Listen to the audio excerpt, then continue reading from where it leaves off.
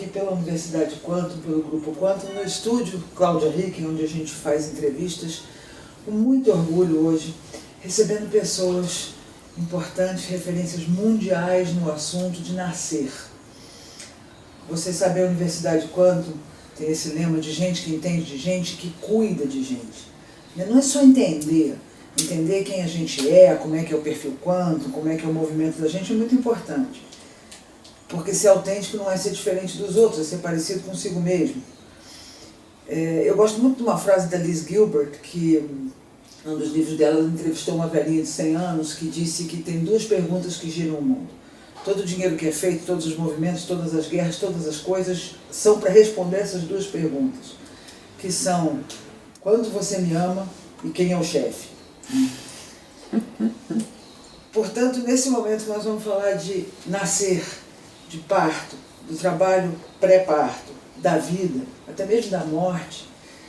A minha alegria de receber essas pessoas que eu e Evelise, do Grupo Quantum, vamos entrevistar. Esse bate-papo que a gente está fazendo é porque, como no vídeo que nós vimos há pouco se disse, o amor era assunto de filósofos, de poetas, de pensadores, e o amor de repente não é mais um assunto restrito a pessoas que estão ligadas a uma subjetividade fora da real. Ele é assunto da ciência, ele é assunto das nossas relações, ele é assunto da produtividade, ele é assunto das escolhas que nós fazemos e das nossas possibilidades de sermos mais parecidos conosco mesmo. Aí a gente tem que se conhecer, a gente tem que ter outros movimentos, e a gente merece um pouco de ajuda e orientação.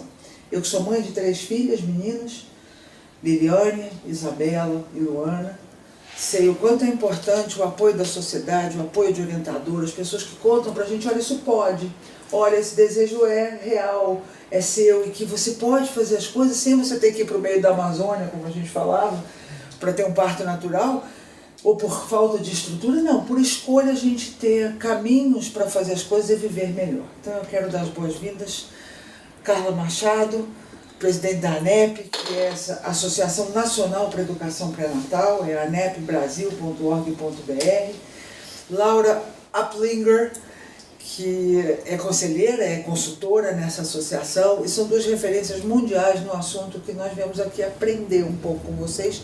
Evelise, que veio conduzindo as entrevistas anteriores, também com a Sheila, que participou. Boa tarde, é um prazer estar aqui com vocês, né?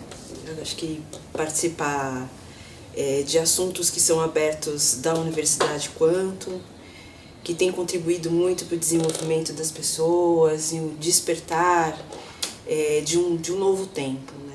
Então é um prazer estar aqui, receber vocês aqui. Prazer é nosso. É uma honra estar aqui com vocês. Que ideia linda de uma universidade já quântica. Não precisa começar pelo linear para desfazer o conhecimento e para finalmente chegar. Vocês já começam onde a coisa é. Parabéns. E está acontecendo, Cláudia. Você vê, foi um grande presente do século XX. As ciências todas entraram num modo quântico. Claro, teve a física, mas também teve a biologia, teve a geografia, a geobiologia, o circo. Olha o Cirque du Soleil. O Cirque du Soleil não tem nada a ver com o circo da nossa infância. É incrível, né? As disciplinas da nossa vida deram um salto quântico, sim, e chegaram mais perto do âmago de cada um e mais perto do cosmos. Isso foi muito bonito. E claro que a concepção consciente e a gestação consciente também. Claro. Aí fica mais pergunta do que resposta, né? Isso que é bom na nossa área. Vamos ter mais perguntas do que respostas. Como é que vocês foram parar nisso? Como é que começou isso? Eu queria saber qual foi a motivação original, a intenção de...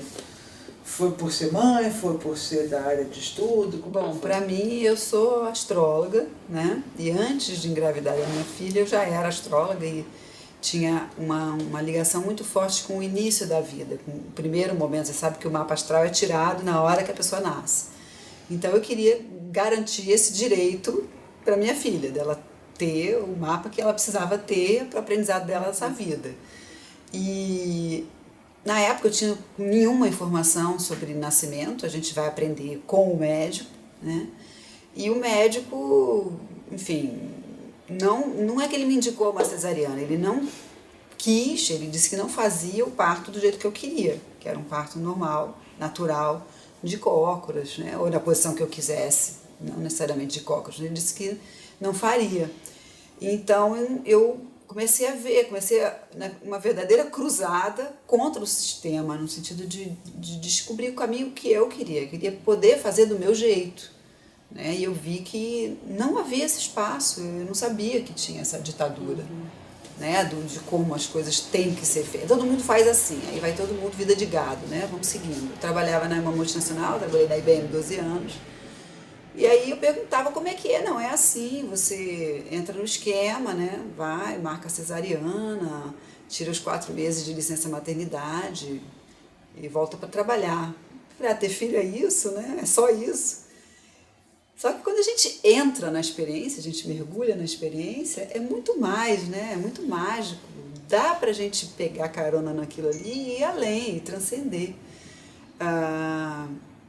Então eu fui nesse processo de informação e do peso da importância do momento do nascimento. Falei, bom, se o que acontece no nascimento define, né, uma carta astral da pessoa, e o resto que acontece? Né? E como essa criança nasce, como ela respira, e para onde ela olha, como ela é acolhida, a temperatura.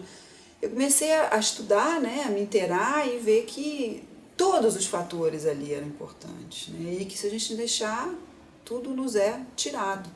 A experiência é tirada, ela é roubada da mãe e principalmente ela é roubada da criança, né, do bebê.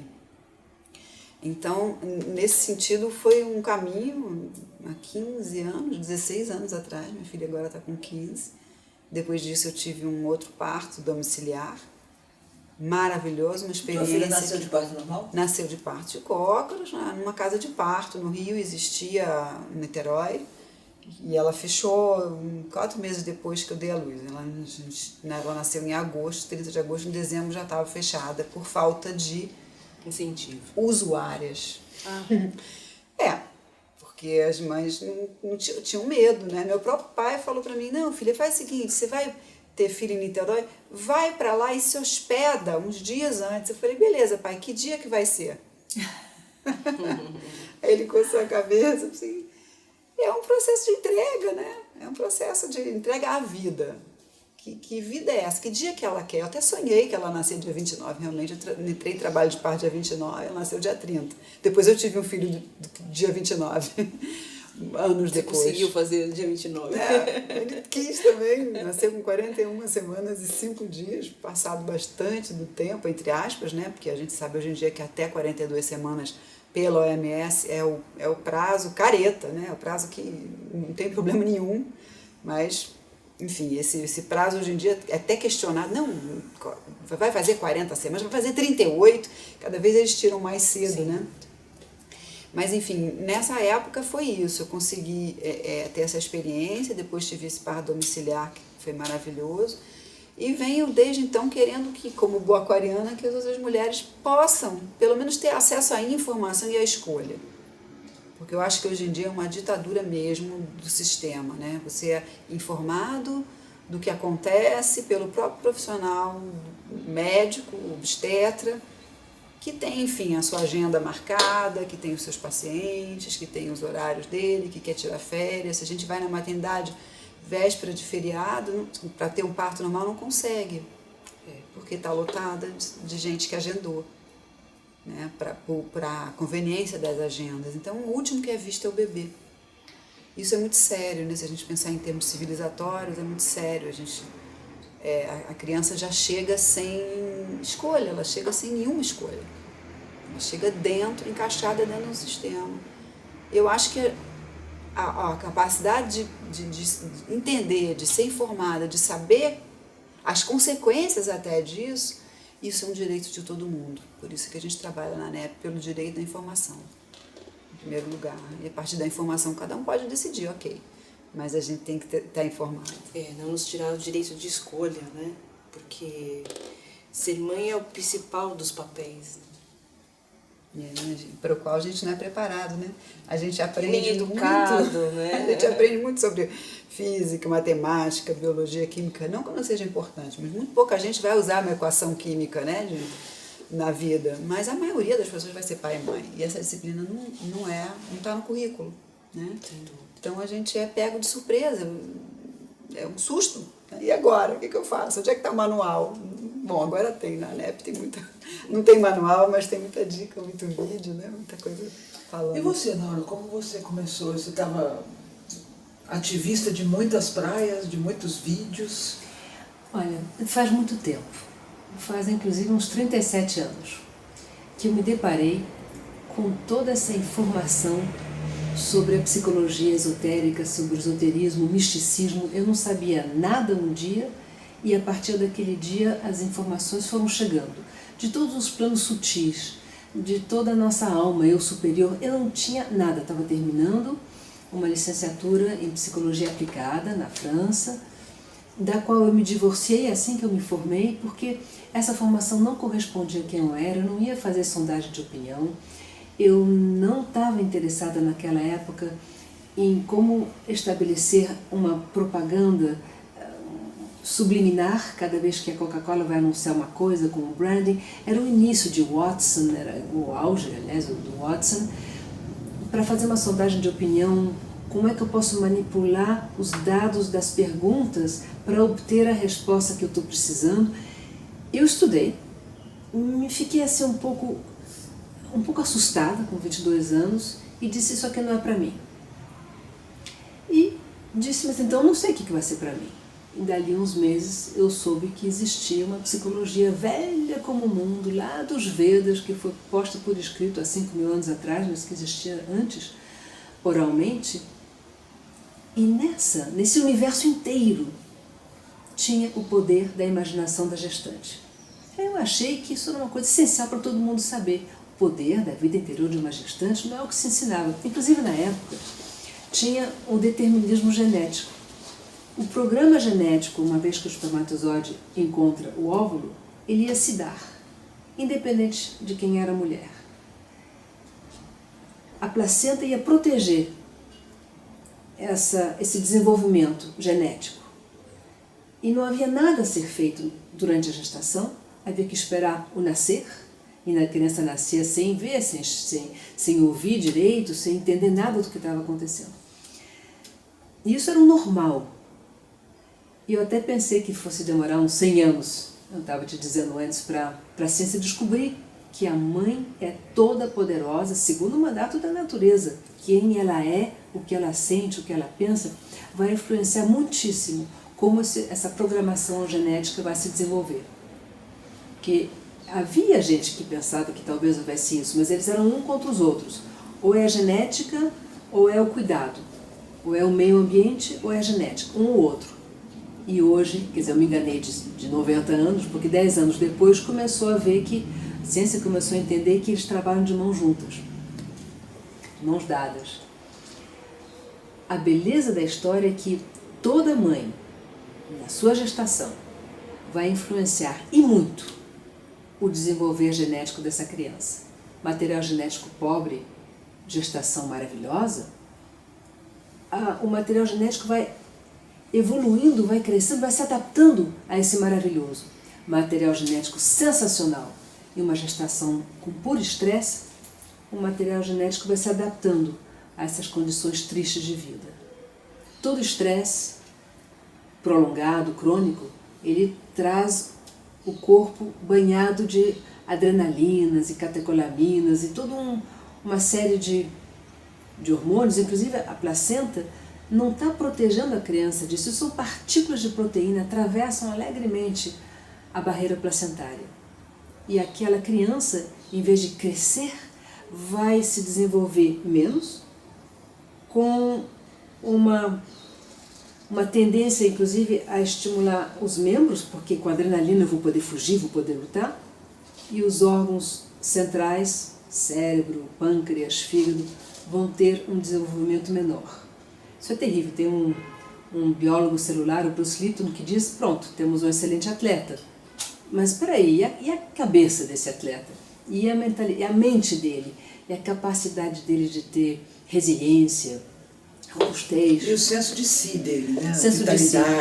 Se o senso de si da mãe é pequenininho, a criança aprende celularmente a ter um senso de si pequenininho.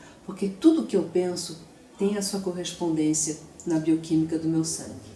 Isso é enorme. Esse poder, aliás, eu não conheço poder maior. Incrível. Poder de uma mulher que está com uma criança na barriga. Tem gente que se apavora, outros que é o contrário. Mas então que liberdade! Se eu cantar para o meu filho, se eu disser para ele o que eu acho da vida, inclusive a vida deixa a gente ter criança, filhos bem melhores que nós somos, né? A gente não tem que se reproduzir no filho. Então é uma grande liberdade. O bom seria a adolescente ou adolescente já saberem disso.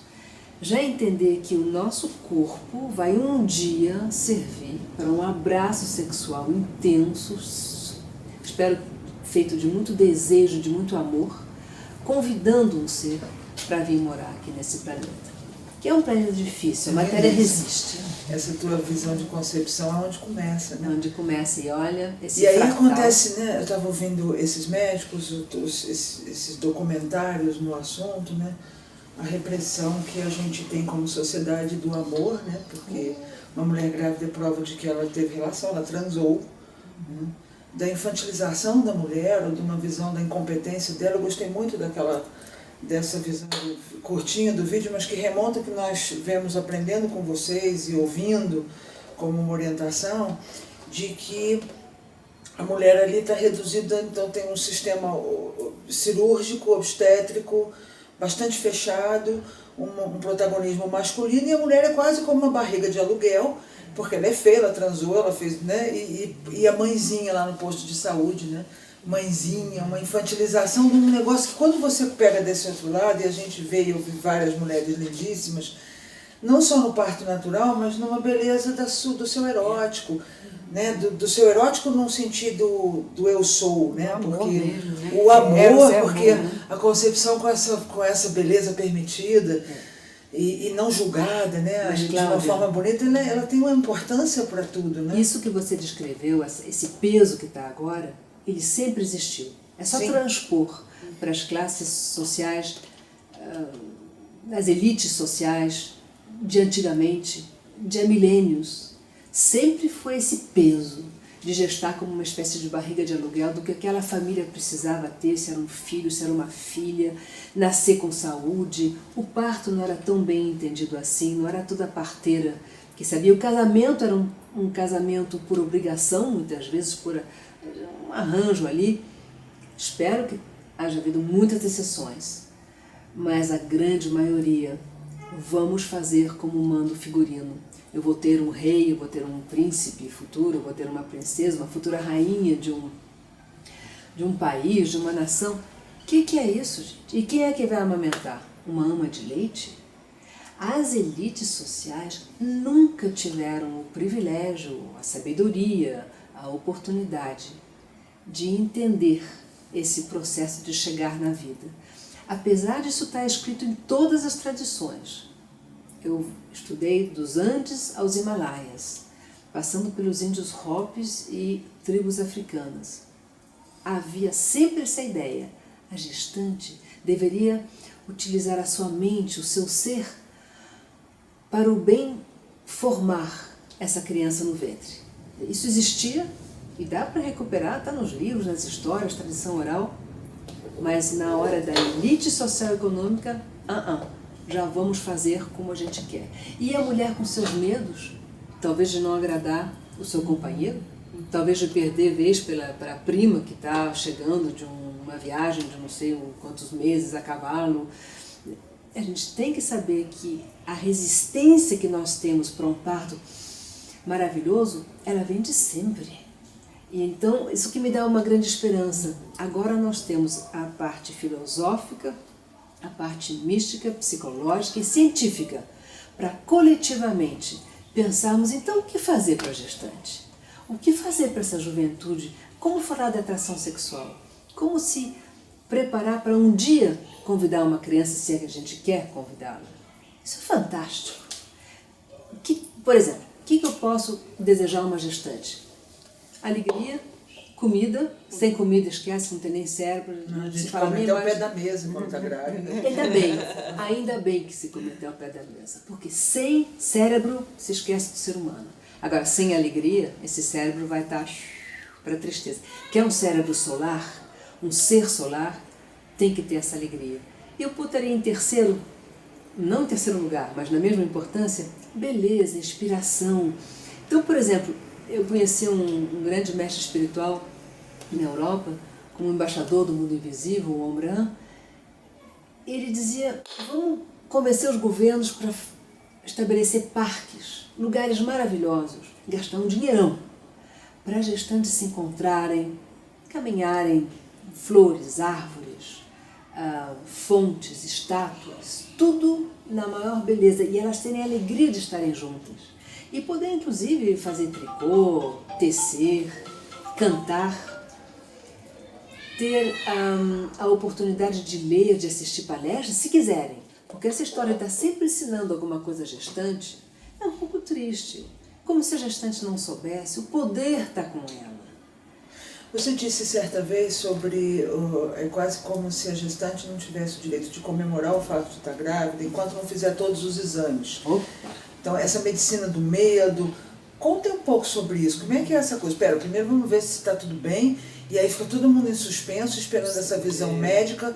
Eu não acho só que é uma medicina do medo, eu acho que é uma medicina do foco na patologia, do foco no não poder do humano, não só da mulher, mas do humano, né?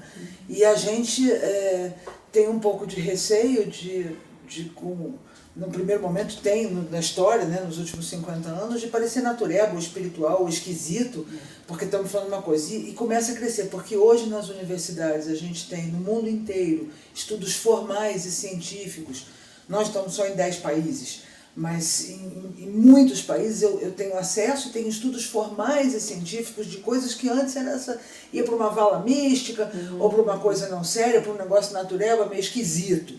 E aí você perde credibilidade e fica muito difícil, sobretudo porque tem essa máquina aí. Então, voltando, como é que é isso dessa medicina que diz que se você não tiver todos os exames, nem grávida direito eu posso te considerar ainda? Não tem isso? É uma falta de ética. A Carla teve outro dia uma pessoa que estava esperando o médico para poder celebrar a gestação. Conta? Acho que é o início do processo de terceirização, né? Tira de mim esse poder, né? O médico é que vai saber se eu estou grávida, vai saber quanto tempo o coração bate, se é menino, se é menina. Quer dizer, vai triangular, né? Aquilo que a gente estava falando hoje de manhã. Eu vou levar a minha filha para ver um médico, para ver se ela está bem. Você estava contando da tua experiência. E em vez de olhar para a criança, né? Em vez de olhar, de se ver primeiramente, né? Para saber o que precisa ser feito. Tem coisas que a gente pode fazer, que se fazia até antes, né? Me lembro, antigamente a criança podia ficar com febre uma semana, a mãe administrava, via, né? Dava um caldinho, um chá, alguma coisa. Hoje em dia, febre, em meia hora não passou, já está no posto de saúde, já está ligando para o pediatra, já está... Quer dizer, é uma ansiedade, há uma ansiedade, né? Assim, que tem a ver com toda essa indústria do medo, que leva à terceirização dos cuidados, né? E tudo bem, não é que as pessoas não possam se ajudar, acho que a gente é uma comunidade, a gente vive numa sociedade, um é importante para o outro e todo mundo é necessário, né? Mas a sensação de que eu estou saindo do meu lugar de poder, né, como ser e também como mãe, e delegando para o outro, para o filho gera muita angústia. Vem cá, então essa pessoa não sabe. Que mãe é essa que eu escolhi? Ela não sabe? Ela não Vamos nós para ver se você está bem, mas se você quer falar com ele, saber se eu estou bem, olha para mim.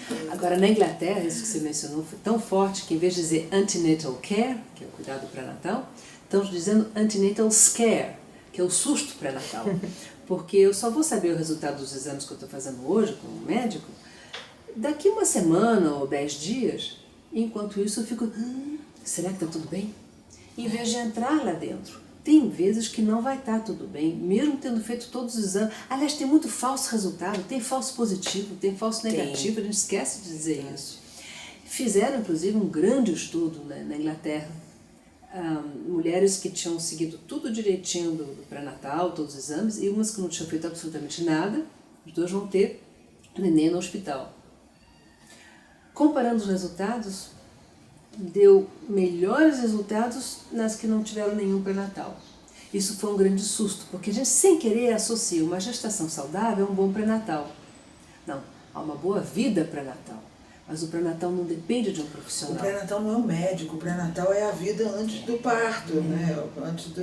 Até acho que antes de tomar a decisão por ter um filho, né? Ah, você está falando da pré-concepção. É. Já imaginou uma juventude no mundo inteiro sabendo que pode convidar um ser? Por exemplo, você quer dar a oportunidade de estar nesse mundo a um grande artista. Você tem material genético na família, você ama a arte, você quer. Ela quer dar para um grande filósofo. Era um grande arquiteto. Com certeza. Então sejam aquilo que vocês gostariam de oferecer para o filho. Vivam a sua filosofia, a sua arte.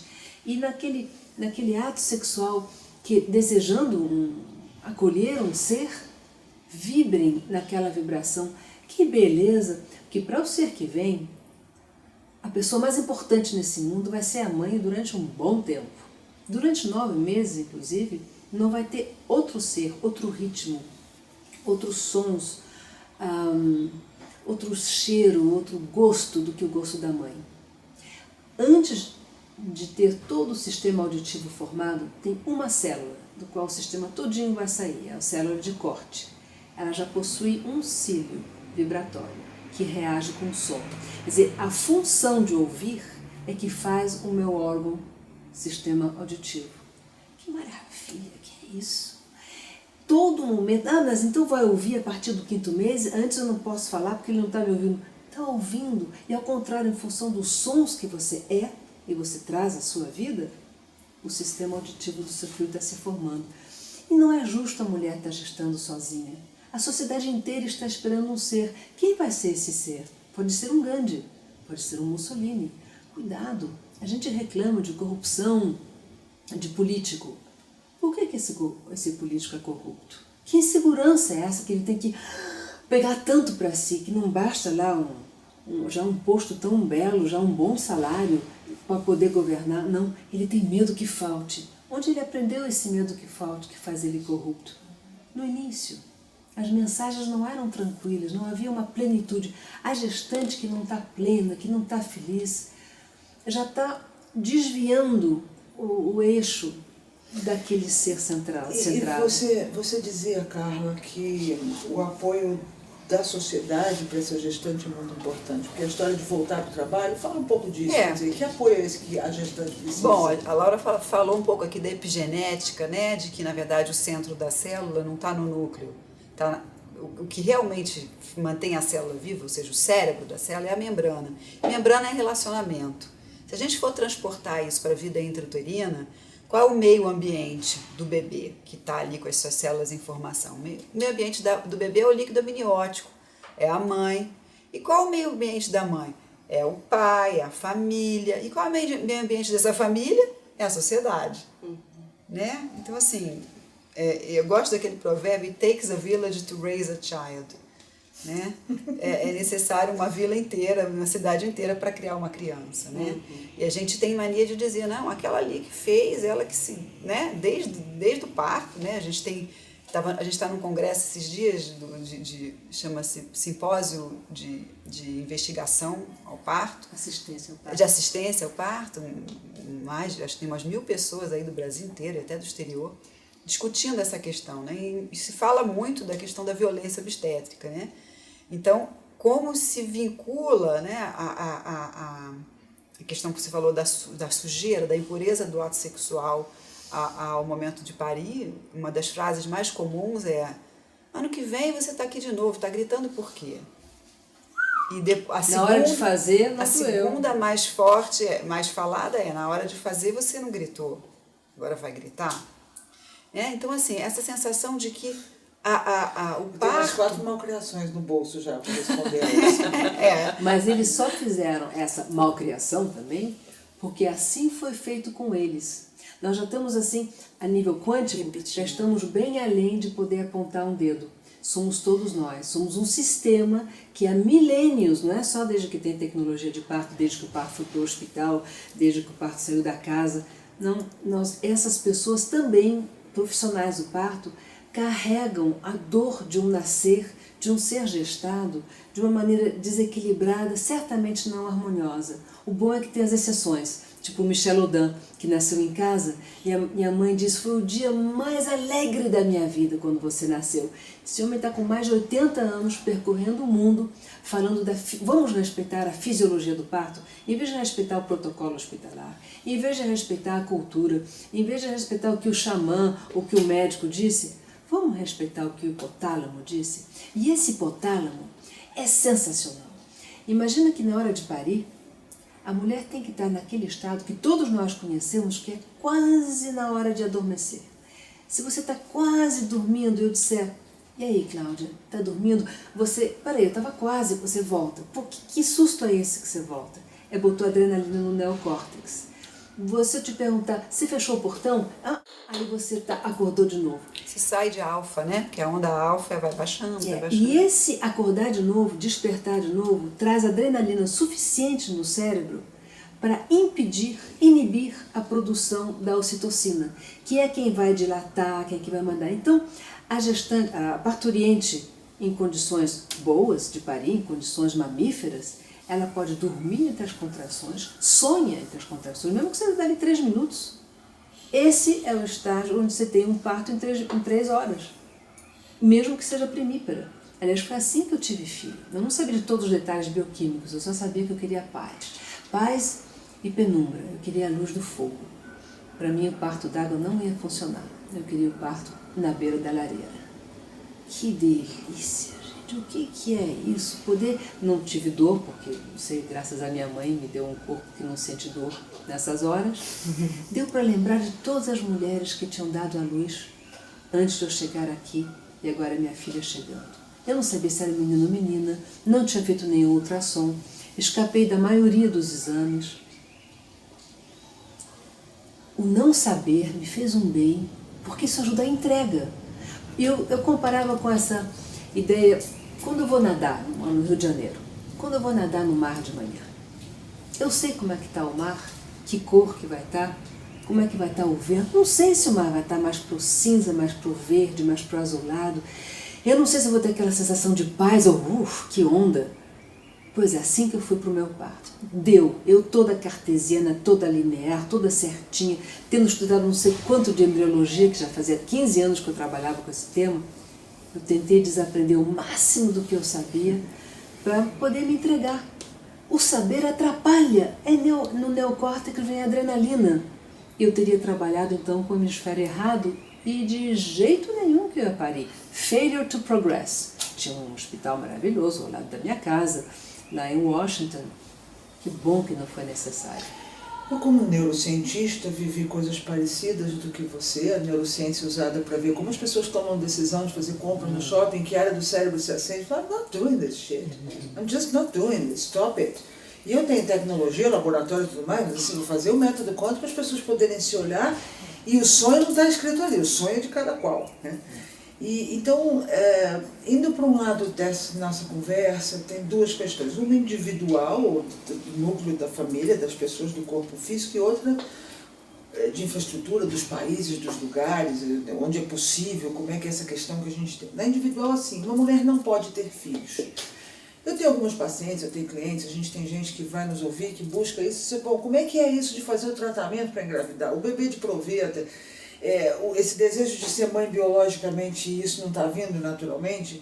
Eu queria ouvir vocês um pouco a esse respeito. Posso que vocês têm a dizer? Primeiro, assim, eu acho que a gente vive um momento muito especial na humanidade, onde a mulher ganhou um espaço que não se tinha, né? Yes. A maternidade foi bastante postergada na vida da maioria das mulheres, Verdade. o que tem um lado muito bom. Eu acho que a maioria das mulheres hoje em dia, a gente tem um grande índice de gravidez adolescente, e saindo da gravidez adolescente, geralmente passando dos 20, você já só vai ter filho lá depois dos 30. Na década dos 20 está cada vez mais raro, difícil, né? raro. Por quê? Porque o pessoal está investindo em trabalhar, em ter uma vida, né, assim, financeira, econômica viável, para então poder, né, abrir. Só que às vezes a pessoa passou tanto tempo evitando, tanto tempo, né? Não, eu não posso, eu não quero, não dá, que quando chega a hora do sim, o corpo meio que se esqueceu, né? Então, é que nem quando a gente vai fazer ginástica, a gente começa com o pezinho pequenininho, a gente tem que começar, né, do começo de novo. Tem muitos trabalhos que podem ser feitos, né, assim, de reconexão do próprio feminino, reconexão com o próprio corpo, observar os próprios ritmos, né, nesse afã de, minha filha não vai ser dona de casa, não vou nem ensinar ela a cozinhar, uma penca de mulheres que eu atendo que vivenciam isso. Minha mãe cozinha super bem, você não sei fritar um ovo. Por quê? Porque ela não me deixou chegar perto do fogão, porque disse que aquilo era escravidão. Então, quer dizer, na verdade a pessoa foi escrava de outra pessoa, porque agora ela não sabe fazer para ela. Né? Não estou dizendo que todo mundo tenha que saber cozinhar, mas o básico, né? Não tem nem que sim, nem que não, né? Não tem que, né? Não tem então que, eu acho que, na verdade, é reencontrar esses caminhos, né? Que tem a ver com o feminino. E com a comunhão com a vida, né? E que como isso foi tirado, né? Como a gente foi em prol de uma liberdade, a gente perdeu tanta coisa. Talvez essa fase dos 20 aos 30, que onde as mulheres vão se dedicar muito à carreira, ao desenvolvimento profissional, ela seja também importante para se reconectar com o feminino mais elevado, né? E dar esse fica tempo, faltando, né? fica esse gap, né? Dá essa... E eu acho importante dizer, eu que sou uma mulher guerreira, cheia de vida, cheia de vitalidade, né? Escrevi A Estrutura do Tesão, que é um livro bonito sobre a estrutura da motivação existencial com vitalidade, que não é conectar-se com o feminino e fazer a mulher da propaganda da Doriana, né? Quem é que faz tudo com amor e que então tem que ser aquela coisa feliz? Eu tenho tia, avó, bisavó, tudo amazonas, gente que andava a cavalo, umas mulheres, nada mais feminino do que uma mulher depois do parto, que é inteira, que está presente, que é guerreira, né? Então não tem um jeito só de tomar contato com esse feminino elevado, que pode ser delicado e pode ser... Depende do seu mapa astral, depende da sua alma, de quem você é, né? Mas se permitir, o que eu gostei muito disso que você diz, né? Permitir a reverência à vida. E o que é vida para você? Né? Mas você tocou no assunto ter ou não ter filhos. E se ter filhos, quais as razões para ter filhos? Querer filho para o quê? E aí, só para cada uma, intimamente, para cada um, porque os pais estão nisso, rever essa situação todinha, olhar, botar uma luz da consciência nos motivos que nos fazem desejar um filho. É para nós, é para arrumar o casamento, é para dar um nome, seguir o nome da família, é para ofertar outro dia, para dar ao mundo alguém de bem, um benfeitor. Isso é lindo, os mestres dizem, por favor, não tenha um filho só por ter, tenha um filho que venha trazer uma luz para a humanidade. Isso é ensinado há milênios, não é agora que a humanidade está ruim. Pega tempo de Átila, pega tempo quando queimaram a Biblioteca de Alexandria, não tinha nem videogames, nem internet doida, nem pornografia a mil com pedofilia e tráfico humano. Sim, já tinha coisas terríveis, nada disso é novo. O novo é saber que a gente pode fazer melhor. Agora, no meu caso, o fato de entender a vida como uma vida entre muitas outras me deixou muito tranquila, ter ou não ter filhos. Eu perguntei à vida, o que você quer de mim? Quer dizer, vida com V maiúsculo. Eu não quis me apagar, não. Eu quis, ao contrário, me fazer cúmplice dessa vida.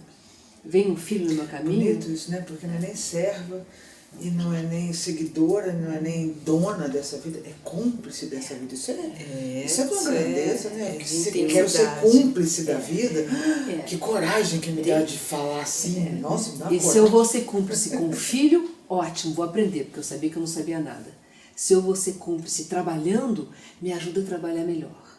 Eu me pus assim, aquela entrega, aquele surrender. E meu marido tinha também isso é maravilhoso. Como companheiro, né? Tem a mesma postura. Então nós oferecemos, e olha, foram poucas vezes. E nessas poucas vezes veio uma filha para nós. E eu sei que a minha alegria foi enorme, mas foi a mesma que se eu não tivesse tido filho. Para mim era... parte da vida. Kif. A Laura vai ser Laura. Com filho vai ser uma Laura, sem filho vai ser outra Laura. Eu estou afim das duas. Qual que vem melhor? Aquela carta número 6 do tarô. São duas possibilidades. Eu sabia que um filho ia trazer um freio motor extraordinário na minha existência, porque eu ia dar uma das poucas coisas que eu não recebi quando criança, que eu tive uma educação fantástica. Mas uma coisa eu não tive, a presença dos adultos, a presença dos meus pais. Eles eram muito ocupados. E eu me dei esse luxo. Eu tive a minha vida. Nosso filho não pode ser o centro da nossa vida. Tem que ser satélite nosso. Para ele poder ver que a gente tem um centro e que eles um dia então vão ter também um centro. Isso é uma coisa importantíssima. Ensinar pelo exemplo. Né? Ensinar pelo exemplo, eles aprendem anyway. De qualquer jeito, você só pode ensinar pelo exemplo. E a gente é tão imperfeito, tadinho, eles conseguem aprender até melhor do que a gente faz, né? E as mães que trabalham, né? Eles são autodidatas, porque se depender só da gente, ferrou. Aos 94 anos estaria eu aqui ainda me preparando para ter filho, né? Então os filhos já podem ir melhor. Mas olha, você sabe que a vida, ela presta muita atenção a quem presta atenção à vida? Sim, e quando a dificuldade é do homem também? Eu tenho casos, estou falando de pacientes e pessoas que não é a dificuldade só da mulher, é dificuldade de concepção natural. Então aí vem toda essa medicina, faz o espermograma, vê que tem, etc. Então a dificuldade é dele. É a mesma coisa, que você tem que olhar para si do mesmo jeito? Você não acha? O corpo não fala? Todas as nossas incapacidades, as nossas doenças, não são mensagens da gente para a gente mesmo? Você como cientista, Sim. não sente que tudo é mensagem, tudo está para ser elucidado? Aí vai correndo, vai para o astrólogo, vai para a pessoa que vai te ajudar a ver um pouco mais porque certas impossibilidades biológicas é sempre para proteger a gente de um sofrimento que a gente não quer transmitir a um filho nosso. Mas como a mulher ficou bem young, né, essa coisa da luta, do mercado de trabalho, o homem ficou mais in. Então, um dos problemas maiores do homem é que ele ficou sem lugar. Onde eu sento? Né? Meu lugar está ocupado. Isso mudou muito. Então, e a gente reclama, por que ele não vai, não pega a conta, não paga o supermercado? Porque você não dá nem tempo, porque você já pega a conta antes, já vai e já paga. Então, essa coisa da pausa, né? Essa conexão com o feminino, com a fertilidade do feminino, que é a fertilidade da terra, que espera essa semente, né? A mulher, ela tá tão young que assim, pegou 1 mês, 2 meses, não engravidou, já vai logo para o especialista, né? Eu não tenho tempo a perder. Quer dizer, da mesma forma como foi para o mercado de trabalho, tá indo para o corpo como se fosse algo que você compra. E exige do próprio corpo, exige dos profissionais em volta, eu quero ter um filho. Ao invés de escutar, como que eu não posso? Ao invés de escutar o corpo. Deixa ser, né? Porque diz que os anjos eles só voam porque não se preocupam, né? Então, essa entrega é um troço interessante, né? Que vem mesmo. E você dizia antes, eu gostei muito disso, achei muito significativo, de que essa coisa patriarcal que está caindo por terra com essa mudança, também já houve o matriarcal que foi tão ruim quanto, né? Então, hoje você não mantém uma relação se ela não for boa, porque antes da Revolução Sexual de 60 e tudo aquilo que veio, uma mulher ela tinha que casar, achar um médico, um advogado, alguém que ganhasse dinheiro, porque se ela transasse, ela teria filhos, não podia evitar. Se ela tivesse filhos, ela morria de fome, porque não podia trabalhar. Então, tudo que ela podia desejar na vida era casar com alguém que tinha dinheiro. Então, o cara que tinha mais dinheiro era o cara mais poderoso. Só que isto mudou muito, porque você hoje pode transar, ter relações e não ter filhos, você pode ter filhos e não ter casamento, você pode trabalhar, você pode se sustentar. Então, mas não no lado de uma vida afetiva, positiva, numa casa, numa família, entre as pessoas, legal. Você não quer o patriarcal, que é uma distorção do masculino, porque ele não é o masculino de fato, e nem aquele matriarcal que você dizia anteriormente, ele era pior do que isso. Então a gente quer uma relação de equilíbrio e de troca de dois. Quer dizer, então, se o sujeito não tem um problema orgânico, ele e o casal está lutando para ter filhos, tem uma história que vem da família dele, que vem da família dela, que vem de todos os dois, para ver se é isso mesmo, né? Que eles têm que se olhar em equilíbrio. Essa incapacidade de conceber ou de guardar o filho é ainda uma proteção do organismo, do ser biológico, dizendo, cuidado, aí é perigoso, porque tem mensagens que estão registradas na gente. Fala um pouquinho dessas coisas que ficam gravadas no homem e na mulher. Eu gosto muito. Eu tenho 5 casos no atual momento. Então eu sei que se eu tenho 5 casos, não sou uma especialista nesse assunto, certamente você tem muito mais e o mundo tem muito mais. A tentação de resolver pela forma mecânica é grande, né? Isso. Mas se a gente fosse como um carro, juntava vários pedaços e dava vida, né? Mas não funciona assim. Não adianta você costurar um braço, uma perna, um coração, mesmo que esteja tudo certinho, ligadinho e tudo, com todas as veias, que é difícil. Mas você não fala, agora vai e vive, né? Frankenstein já existiu, né? Só em filme, e mesmo assim o resultado não foi muito bom. Então, a gente acho que escutar a mensagem do corpo, né? É uma forma de vincular essa vida, a qual a Laura fala, né? E eu acho que quando a gente vai para o biológico, a gente se remonta muito à essência do que é o feminino e do que é o masculino. Eu acho que no futuro a gente vai ser andrógeno, né? Eu acho que o futuro é esse. Mas enquanto não somos, né? Enquanto não dá para desatarrachar o peito e botar no marido para a gente poder trabalhar e ele ficar com a licença maternidade, nem o útero ainda não descobriram, né? Já até fazer o bebê de proveta eles sabem, mas como é que faz essa vida ser gerada fora do corpo da mulher? Ainda não deu para fazer isso. Mas estão tentando. Estão tentando. É uma tecnologia bem avançada essa. Mas né? Fria. Falta o calor, né? Eu acho que enquanto isso não for feito, a gente tem que ouvir a biologia, ouvir a mensagem dela, o que ela nos diz. Eu acho que isso dá muita dica do que falta pra gente. E não é só para realizar algo, eu acho que é pra gente estar bem, pra gente ser feliz. Né? Eu acho que quando a gente respeita a linguagem do corpo, a gente fica inteiro. Corpo, mente, espírito, a gente fica ali de corpo e alma, né? A falta de confiança na vida pode perfeitamente trazer uma infertilidade de momento. E esse momento pode durar muitos anos. Eu sei de casos que, vendo que realmente não ia dar para engravidar, depois de ter feito todos os exames possíveis... E tratamentos? Tratamento, mas nesse caso era um pouquinho de tratamento, só para ver se... Né, parar de tomar pílula para ver se ovula. Aí a mulher, tudo bem, então, compraram uns gatos. E ela ficou um tempão assim, com aquele carinho com aqueles gatos, e algo aconteceu nela mesma, com ela mesma, mulher, ela se viu com capacidade de nurture, de nutrir no sentido amplo da palavra.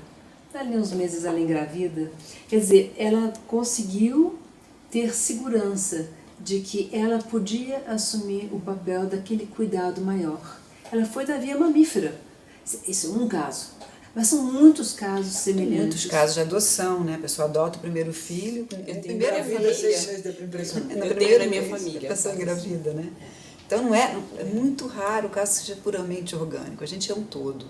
Né? O organismo está dizendo algo. O que ele está dizendo? Cada caso é um Pronto, caso. e essa coisa quântica é super importante, né? Um todo, a família, essa coisa toda. E a gente veio falando desse parto que aconteceu no Rio Grande do Sul, que a pessoa foi, com oficial de justiça, obrigada a fazer a cesariana. Eu queria ouvir um pouco a respeito da estrutura hospitalar no Brasil, da mentalidade da medicina obstetrícia e da própria forma de ter partos.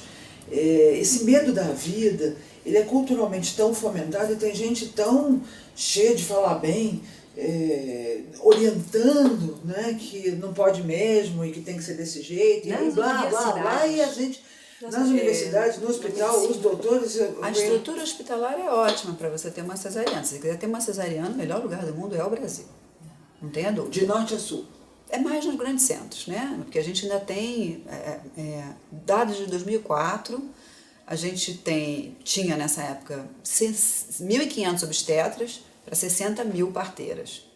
Aquelas que chegam de canoinha, nos lugares que ninguém quer ir, no Brasil inteiro. Então, assim, ainda não deu para eliminar as parteiras, porque não é interesse também dos obstetras, não é, né, de ir lá na população ribeirinha e tirar. Em né? casa. Tirar da casa para levar para o hospital, não tem estrutura. Né? Mas se você quiser ter um bebê de cesariana, você vem para o hospital particular do Grande Centro, Brasília, São Paulo, Rio de Janeiro, você vai ter uma cesariana excelente. Mas, do contrário, né, a gente estava lá agora no simpósio, né, não se ensina a fazer parto normal mais nas universidades, e parto mais difícil, vamos dizer assim, por exemplo, parto pélvico. A gente acabou de assistir um médico explicando assim, como é que faz o parto pélvico. Muito fácil, o obstetra... O que é o parto pélvico? O parto onde o neném nasce de bunda, né? Ou o podálico, que é um parto que o neném nasce primeiro o pé, ou um pé só, ou os dois. E ele é um médico de Frankfurt, o Dr. Frank Lowen, né? Um querido. Ele explicando que o mais difícil é que você não pode fazer nada. E como a gente tem uma sociedade de agir, né, as próprias mulheres nessa coisa da busca, não, eu tenho que fazer alguma coisa porque o meu corpo não está funcionando, essa ideia de que o corpo é imperfeito, de que a máquina é melhor. Gente, a tecnologia é maravilhosa, mas ela tem que estar a serviço de, e não o contrário. Ela não tem que suplantar o humano. Ela tem que ser aliada, né? Mas não comandar a nossa vida. Agora, no Brasil, a gente segue o sistema americano, né? E o sistema americano não está funcionando para os Estados Unidos. De todas as nações desenvolvidas, lá de primeiro mundo, os Estados Unidos não tem nem o número 48. E não tem 48 nações desenvolvidas. Nascer a nível de bebê e de mãe, de mortalidade e morbidade, nos Estados Unidos é péssimo. No entanto, esse modelo baseado no medo, que sempre não é um bom conselheiro. O medo pode até te avisar de alguma coisa, mas seguir conselho do medo não é muito bom. Acontece que todo mundo nasceu. Eu posso ser obstetra, incrível, cheio de diplomas, mas eu nasci. E o meu nascimento, na hora de eu estar ajudando alguém a nascer, ele está sendo reativado. É subconsciente, é inconsciente, eu não sei, mas eu posso estar reproduzindo ali tudo o que aconteceu comigo. Se eu nasci no meio de um auê, de um corre para lá, pega sangue, mulher, pronto, eu tenho em mim gravado que o nascimento vai ser um auê, vai ser perigosíssimo. Agora, no caso de Porto Alegre, era um parto pélvico. Era Rio Grande do Sul, não era Porto Alegre. Não, desculpa, Rio Grande do Sul, de Torres. Torres, Rio Grande do Sul. Era um parto pélvico, e esse parto, que é dos mais fáceis de se assistir, se está tudo correndo bem, tem uma condição para ele dar certo: ninguém puxar o neném. E a mulher estava em casa, tinha voltado para casa, e não tinha ali alguém da área médica. Não sei se a doula sabia o que fazer, talvez soubesse. E aí? Então o hospital fica: se eu deixo essa mulher em casa, o neném pode morrer. Eles foram para salvar a vida da criança, desrespeitando absolutamente toda a identidade da mulher, mas a mulher também quer ter um filho vivo. Será que ela sabia, essa mulher, que neném podia morrer facilissimamente se alguém puxasse? É a tal da mão que o obstetra não pode nem segurar. Se senta em cima da mão, dizem os obstetras. Muito difícil até pelo... Escreva um poema, se precisar. Preencha o prontuário. Então, teve lá no simpósio vários conselhos. O que fazer com as mãos? Se você é parteira, se você é médico, não toca ali. No parto pélvico, isso então é fortíssimo. Então você vê, houve um risco sério. Absurdo como eles se comportaram com essa mulher. E aí os dados que você estava dizendo ontem, que ela tinha 9 centímetros de dilatação, quando foi levada por 2 camburões e 8 policiais. Quer dizer, desnecessário. Ou seja, é a barriga de aluguel, ela é um ser, quer dizer, ela não tem nem ser. importância. E o neném ainda não é, ele é o nascituro. Ele ainda não é o ser, ele será. Como é que é isso na lei? Ele é considerado cidadão já, ele é considerado para muitos. Isso tem polêmicas maravilhosas. Eu acho, por isso que eu estou perguntando, porque ainda não está afinal de contas, a mulher não é ainda o protagonista da história, já sai você porque o neném tem que ser salvo pelo Estado, como é que é isso? Mas é que salvo ou não salvo, é vida ou morte. Aí é interessante, não havia uma possibilidade de estar mais ou menos vivo, não tem. Claro. E ali é na hora do parto. São decisões que têm que ser tomadas. Né? Aí eu pergunto, que eu não sei o suficiente sobre o caso para poder opinar, mas essa mulher sabia que é assim que nasce o parto pélvico, que pode ser fácil, muito bom e muito saudável, com a condição de ninguém fazer nada? Nos anos 60 se nascia pelvicamente, acho que ela sabia, sim, ela estava com uma doula, a doula inclusive está aí. Acho que ela estava bem informada agora. Mas aí ele está achando, ele está no achismo. E os médicos acham que só eles sabem de parto. Só eles sabem de tudo. Isso é um absurdo, porque nascer é para todo mundo, desde que o mundo é mundo. Mas eles nasceram baixo controle. O status quo, que é tão forte, eu me pergunto, será que a gente não recebe ele via transfusão líquido amniótico? Aquela mulher que tenta agradar, tenta fazer as coisas como deve para não perder o companheiro, para agradar o patrão. O medo de não ser o suficiente, de não saber ser mãe. Será que esses medos, então, vão me conformar ao que tem que ser feito? Esse status quo é fortíssimo. Ele manda na nossa vida de uma maneira incrível. Como ser livre é importante, hein, E aí ninguém Porque a gente, quando é livre, em contato com a própria vitalidade, em contato... Em contrato também é muito bom. Em contrato também é muito bom. Em contrato está a minha vitalidade. E em contato com o poder da gente, não de um sistema, de uma crença, mas da vida. Né? E que força é essa da mulher? Nossa, Onde isso... é que ela foi? Nem Nefertiti tinha. estava lá com a sua ama de leite, nem no tempo de Akenaton. E a amamentação, vocês diziam sobre o leite como ele é produzido cada vez da mamada, né? O leite, ele tem essa... Eu aprendi isso com um mestre, o João Aprígio, né? Ele fala tão lindo, ele explica que o leite materno ele não tem uma composição fixa. Ele vai mudar conforme a necessidade do bebê. Tem alguma coisa no bebê, não sabe se é a própria saliva que tem em contato com o seio da mulher, vai fazer uma leitura, ou mesmo a distância, né? A criança, o que a criança está necessitando é que a mãe vai estar produzindo para ela. Né? Então isso é o primeiro germe, né? Quer dizer, o primeiro não, porque na gestação já teve muito, mas essa sensação assim, de que a vida me atende, o mundo me ouve, e eu então posso confiar nesse mundo que ele vai me dar o que eu quero. Esse adulto vai para a vida com essa certeza de que ele vai conseguir o que ele quer, e aí consegue. O desejo de comer da mulher grávida é muito isso, né? Necessidade do bebê. Se tem desejo daquilo é porque tem aquilo sendo pedido, né? Lindíssimo. Eu queria voltar um segundo para a concepção. Você tem no mundo dos alquimistas uns dados filosóficos belíssimos. Eles consideram, por exemplo, o ouro como um raio de sol que se fez matéria sólida. Mas o sêmen do homem como esse mesmo raio de sol que se fez líquido. Daí aquela ideia de uma terra fértil na hora da concepção, aquela mulher terra negra, que assimila, inclusive que recebe. E ali é o momento 100% de poder extraordinário do homem, que traz o seu raio de sol.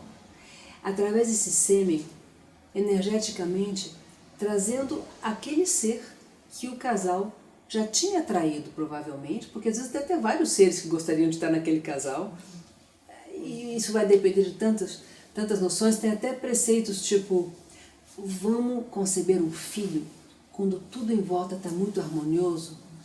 Quando eu leio textos antigos, eu traduzo para o pensamento moderno que os campos eletromagnéticos estejam ok. Por exemplo, nada de muito vento, de muita nuvem, a pressão atmosférica muito baixa, de chuva, lua crescente, assim como o agricultor vai saber quando semear. Saberemos um dia, coletivamente, quando semear nossos filhos, quando tomar as influências do meio ambiente para conceber um filho.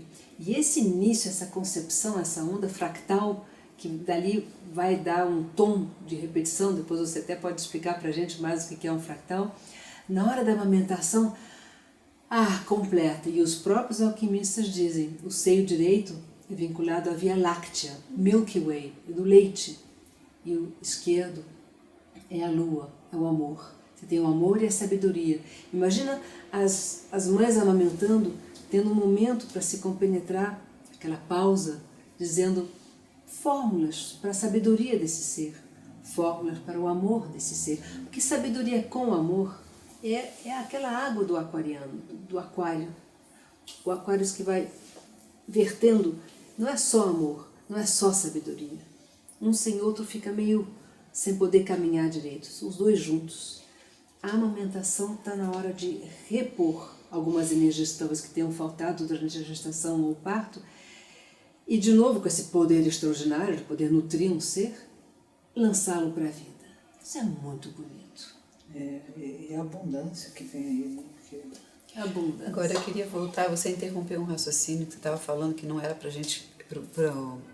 Era para a criança estar orbitando e vendo, que essa criança não estaria no centro da vida dos pais.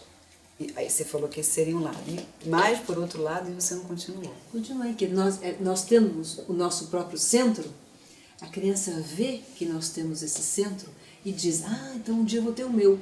Tipo assim, um dia eu vou ter um carro, um dia eu também vou ir trabalhar, um dia eu vou também saber ajudar, dependendo, eu vou saber cozinhar, e um dia eu vou ter um centro. Eu vou ser como a minha mãe, como o meu pai, eu vou tomar decisões a partir de mim mesmo. Foi isso que eu quis dizer. Tem mais para dizer? Não, eu achei que você fosse falar, porque a gente até fez uma filmagem para um vídeo chamado Com Licença, da Bia Siqueira, que fala dessa dinâmica, né? Porque assim, a vida muda, né? Quando a gente tem filho. Não tem como, minha vida vai ser igualzinha, eu vou tirar 4 meses de licença maternidade, quando acabar minha vida fica igual, boto o bebezinho na estante, né, bibelô, ele vai para a creche, fica o dia inteiro com outras pessoas, e eu estou numa boa, não vou mudar minha vida. Como a gente perde, né, de não aprender também com a criança nesse período. A presença, né? A presença. Essa qualidade de presença, né? Não vai ser, como você falou, não vai ser essa Laura daqui, mas vai ser outra Laura. E como que eu me deixo permear por esse vínculo, por esse amor, né? E como eu posso fazer novas escolhas, né? Você falou da era de Aquário, você não falou com essas palavras, mas você falou das múltiplas possibilidades no momento atual. É fantástico, a gente tem hoje 1000 possibilidades que a gente não tinha no passado. Sim. Né? Então, o que a gente está falando aqui não é uma volta a algo que já existiu. Não, nunca existiu. Né? A capacidade da gente... O primado da consciência traz um elemento bom, né? Que, assim, a consciência é a base de todas as coisas e não a matéria. Até porque a consciência, do ponto de vista quântico, como essa energia funciona, como as ondas e partículas se criam, quando é onda, quando é partícula, quando fica, quando anda, na verdade a gente chega num ponto em que a ciência consegue atestar com bastante consistência de que nós somos um conjunto de possibilidades. Tudo que nós somos é possibilidade. Quer dizer, nós somos possibilidades, então que coisa é essa da concepção, né? Agora, eu ainda... E isso é muito bonito. Qual é o caminho que vocês veem? Não tem dúvida que a discussão, a educação, o incentivo, mais exemplos que permitam esse tipo de experiência, inclusive da sociedade apoiar essa mulher, porque a gente é responsável também por esse cara que está nascendo, essa menina que está nascendo. Sociedade toda, de dizer, fica, te ajuda, quer dizer, it takes a village to raise a child.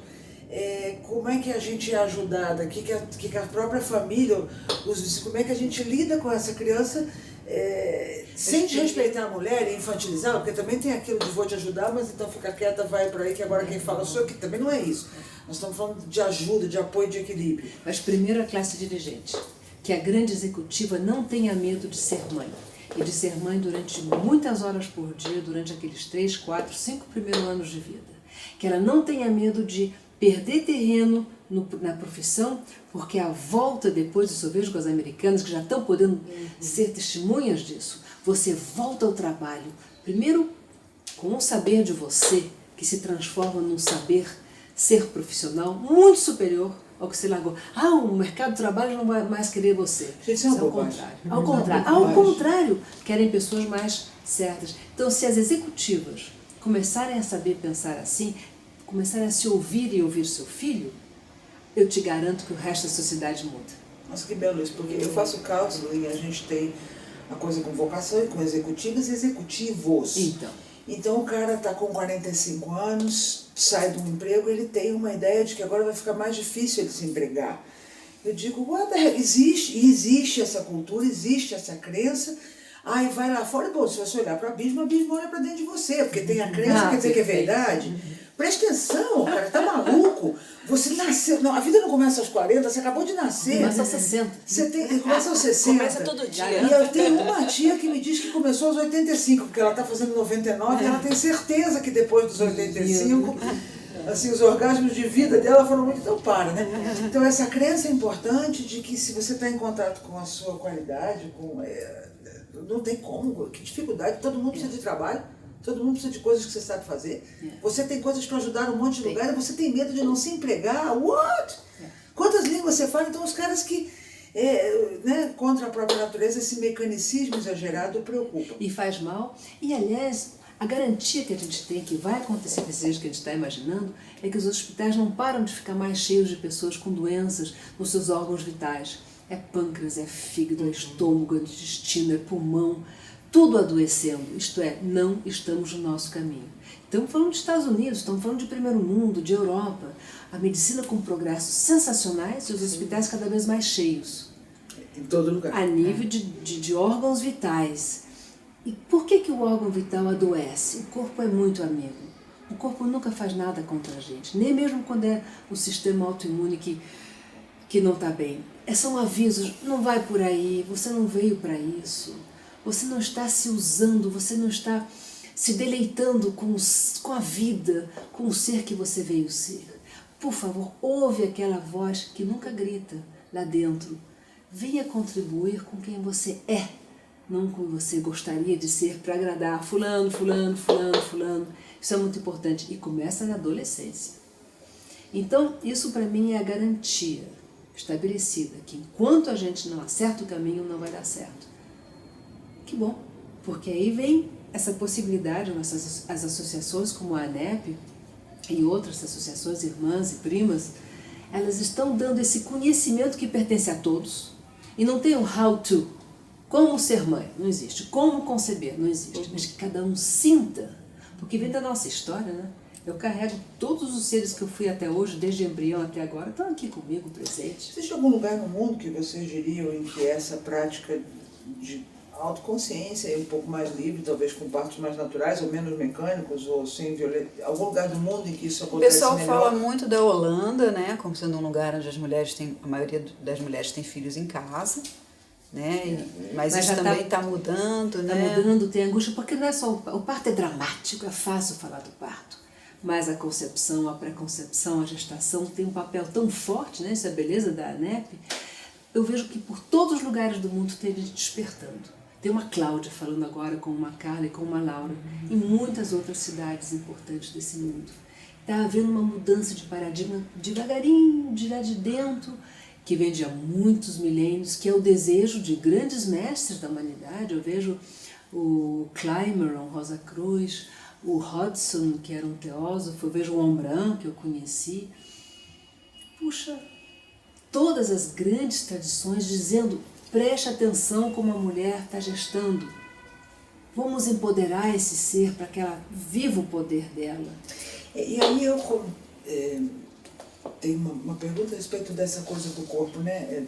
A medicina consciente, a responsabilidade, né? O responder por mim, pelo meu corpo, pelo meu amor, pela minha forma de amar ao outro, pela minha forma de amar os filhos, os associados, a vida produtiva da gente, como a gente fala, de fazer empresas quânticas. É difícil pra caramba, porque a legislação leva você para fazer empresas túmulo.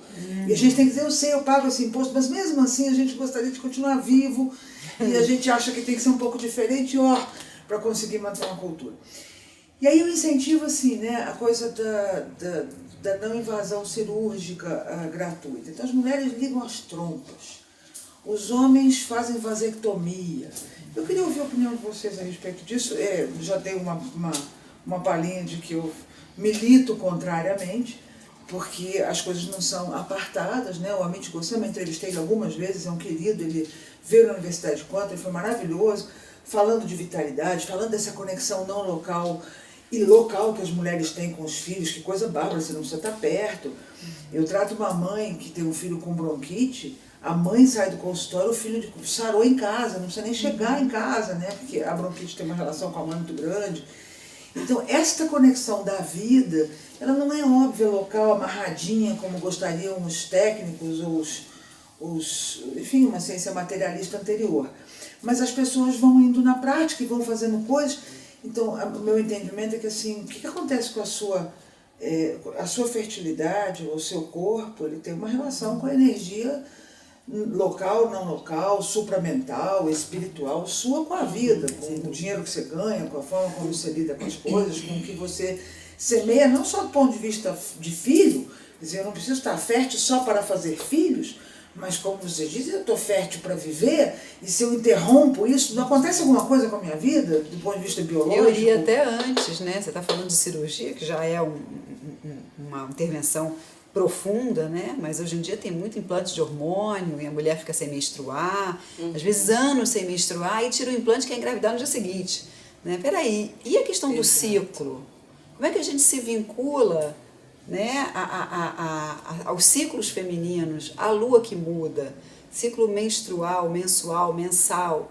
Como é que a gente restabelece um vínculo com o cosmos, que também tem a ver com o nosso corpo? No corpo da mulher a gente tem esses ciclos marcados fisicamente. E a gente interrompe eles e acha que não tem que pagar o preço. Então, mas a conta conta vem. Por exemplo, já é uma coisa dessa praia. Qualquer coisa. As glândulas são a parte mais sutil do corpo.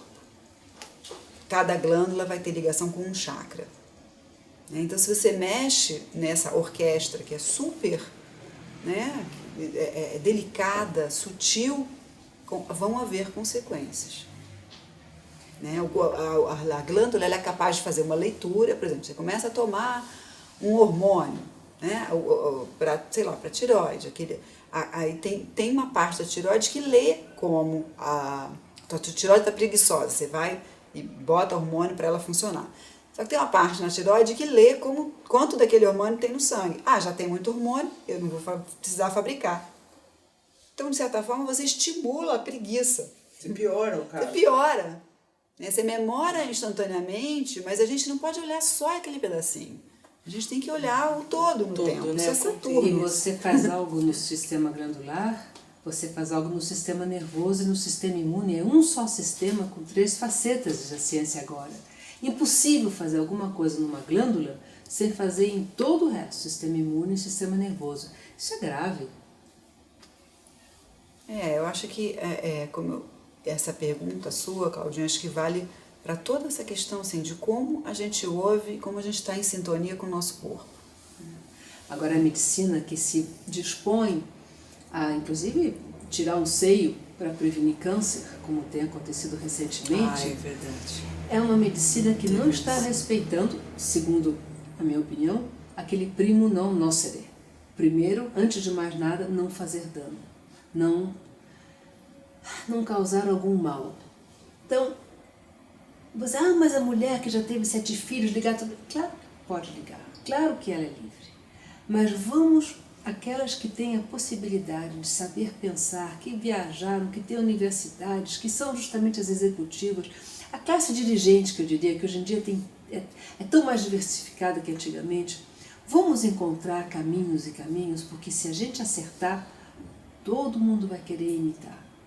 Qual foram as primeiras mães que amamentaram com mamadeira? Deram de mamar com mamadeira? Foram as pessoas da classe social elevada, que tinham até dinheiro para comprar o leite em pó. E por que elas fizeram tão facilmente? A Nestlé não tinha os métodos subliminares de propaganda que temos hoje em dia. É porque nunca as pessoas antigamente tinham podido se livrar. Quem não podia pagar uma ama de leite tinha que amamentar. Era a prova de status social baixo. E o que a gente quer? A gente quer o maior status social possível. Claro que quer. Então, chegou toda essa maneira artificial, numa época que não se entendia o que era o leite ainda, não sabia-se de colostro, de imunoglobulina, tudo isso veio na década dos 80. Os neném já eram Não era fancy, né? Não era fancy, mas é porque nunca amamentar foi sinal de poder. Nunca. Abrir um casaco, dar de mamar, era coisa de Virgem Maria e o resto era pra gente pobre. Olha, o que é isso, gente? Então só se amamenta um Deus? E o resto não? Você vê como a gente está distanciado do corpo. E agora tem muita gente de vários níveis sociais que amamentam porque sim. Me dá um alívio, me dá uma alegria. A amamentação a gente conseguiu reverter, entre aspas, a nível A Brasil. ideia, né? A ideia já se comprou, só que em termos de parto ainda não. Ainda tem essa ideia de que o que o dinheiro paga é o melhor. E os hospitais não terem lugar, não tem infraestrutura, como é que isso é verdade, não é verdade? Mas está mudando também. Eu sei que na famosa perinatal no Rio de Janeiro está se construindo uma ala para home birth-like, quer dizer, quase como se fosse um parto domiciliar. Estilo de parto caseiro. Um birthing center, um parto caseiro dentro do hospital, um centro de nascer e não de ser submetido a cirurgias. E isso no antro do lugar onde mais se nasce, inclusive por cesárea, que não foi a perinatal não foi construída para isso. Isso foi uma onda que nós fomos pegando, talvez até, quem sabe, Cláudia, você pode falar sobre isso, até para a gente poder exercer de verdade nosso poder de escolha. Parar de fazer como todo mundo, ter todas as possibilidades possíveis. Porque, olha, se eu dou a luz a meu filho de um jeito ou de um outro, muda como eu penso sobre mim mesmo. A maneira como eu me vejo vai mudar como eu estou educando esse filho. A minha autoridade interior comigo mesmo vai ser refletida no meu relacionamento com esse filho. Olha, vale a pena investir nessa estrutura da criança. O perdão, tem um programa meu que vem sobre o Ho'oponopono e um pouquinho mais de coisas do perdão. Ele é importante. Eu tive 3 filhas, entrei em trabalho de parto as 3 vezes. E isso foi uma insistência minha. Eu tive que pôr limite na médica, que fez 2 dos 3 partos. Um outro parto foi feito por um homem, o Dr. Greenspan. E eu botei a música lá que eu queria, então a Luana nasceu com música. Mas assim, isso é para inglês ver, não teve nada da naturalidade que eu gostaria, foram cesáreas, porque me disseram que a primeira tendo sido cesárea, as outras tinham que ser. Eu consegui alguma voz, alguma expressão, e eu, ainda mãe jovem, com 18 anos, tinha a família inteira de butuca, mas eu fazia terapia, essa coisa de tecido e moleca, foi legal. Eu disse, olha, as pessoas se projetam numa pessoa grávida, então você primeiro estuda o que você quer, para você pedir para o seu pai, para sua mãe, a ajuda que você quer, e não que eles quis. Foi excelente. Boa. Agora, eu olho para trás hoje, me arrependo de algumas coisas e me perdoo. Tem um processo de perdoar e põe uma vírgula daqui para frente o que você pode fazer com você, com as crianças, porque se você não teve orientação antes, olha, com o que você tem hoje, você pode fazer muito melhor. Porque eu sei que tem pessoas que não tiveram a felicidade que eu tive, com as coisas que eu digo que não foram assim tão elevadas quanto hoje eu tenho a noção que talvez pudessem ter sido, mas foi muito bom. Todas elas mamaram, eu tive bastante possibilidade. E tem gente que não teve, e aí? Ué, e aí se perdoa, faz da sua semente no mundo outra coisa. Eu faço das suas palavras as minhas. E sempre No seu aconselho. trabalho, na relação com seus filhos já grandes, ou na relação com outras pessoas, você pode fazer outras coisas. Mas Na sempre é preocupação possível. com a relação afetiva com a criança também, né? No ponto que você falou, olha, se lá atrás eu não tive possibilidade de optar e decidir da forma como eu gostaria, e agora? O que eu faço para melhorar essa relação afetiva? De maneira Amor consciente. de mãe cura tudo. Tem uma camiseta que a gente vê nos congressos de psicologia pré-natal, It's never too late to have a good birth. Nunca é tarde demais para se nascer bem. Até como eu nasci, eu posso repadronizar a própria lembrança, eu posso reescrever a nível com a parte quântica. O passado não é passado, ele é eternamente presente. Eu posso acessar. Vou precisar de uma Cláudia, vou precisar de uma Carla. O que você faz aqui ecoa na eternidade. Quer dizer, o que eu faço aqui agora ecoa na echoes in eternidade. eternity. Perfeito. Então eu vou ecoar na eternidade, estou nascendo outra vez, dá licença, e tem um unicórnio passeando na hora que eu estou chegando. Senão eu não estaria nesse universo. Se não fosse possível sempre, mas com a consciência aí, refazer. A minha vida é dedicada a que não nasça seres que vão poluir, que não nasçam seres cheios de raiva, de insegurança. Aí sim, eu estou trabalhando por um coletivo, mas a nível individual, nós que já nascemos e que não fomos programados para algo tão solar, claro que o caminho da consciência pode levar a isso, e até mesmo numa criança. Eu já vi renascimento em criança de 3 meses. Você pode retomar a criança no seu colo, segurar de uma certa... Tem terapias maravilhosas, e para integrar o difícil que foi o meu parto, é possível. Eu mesmo sendo neném, imagina adulto. As técnicas de renascimento. Se não houvesse terapia, eu não poderia estar dizendo, pronto, para você já não pode mais. Eu não me sentiria bem, ia montar cavalo, velejar. Não seria tão interessante. Não tivesse jeito, né? E tem jeito, porque a vida é quântica, não é linear. O passado está aqui se eu quiser dar a mão a ele e repensá-lo. Bota uma vírgula, põe um novo play, redesenha. Respira. Claro. E traumas tão profundos já podem ser redesenhados. Imagina uma coisa bela como essa. Quero agradecer imensamente. Se tem uma mensagem de vocês, nós vamos mudar essa forma de nascer. O que vocês esperam que aconteça nos próximos Não espero, não. Eu tenho certeza que vai acontecer. Já está acontecendo, né? O que de prático, de real? Eu queria saber o que você quer que aconteça, o que precisa acontecer, qual é a perspectiva de acontecer, se é nos hospitais, nas maternidades, nas casas, na consciência de todo mundo, mas alguns pontos chaves que vocês gostariam de sinalizar que é para lá que nós estamos indo, para a gente vibrar junto. Eu acho que é o despertar, né? O despertar do feminino, o despertar da consciência da mulher, do poder da mulher. Mas assim, sem de novo exercer uma ditadura, né? A gente não quer outra ditadura, a gente quer harmonia, a gente quer troca, a gente quer comunhão. Né? Certamente. E eu diria 2 coisas assim mais precisas. Eu gostaria que essa informação que eu tive a sorte de ter antes de gestar, antes de conceber um filho, todo mundo tivesse, que isso fosse a base.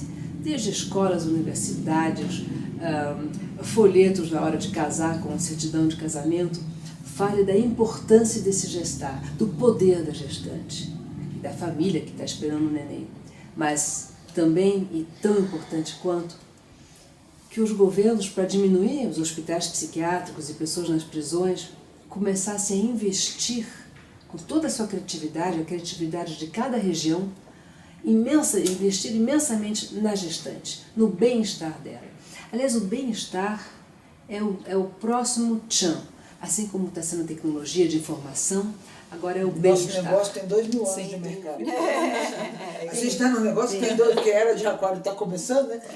Aquário-leão, o meu autoconhecimento. Exatamente. E esse bem-estar da gestante vai ser o maior investimento. Eu queria que se traduzisse em dólares também, em criatividade, para que a criança que chega um dia na escola já não tenha mais déficit de atenção, já não tenha mais... E não precisa nascer mais autista. É dificílimo lidar com essas duas coisas que eu acabo de dizer, mas é facílimo não ter esse déficit de atenção.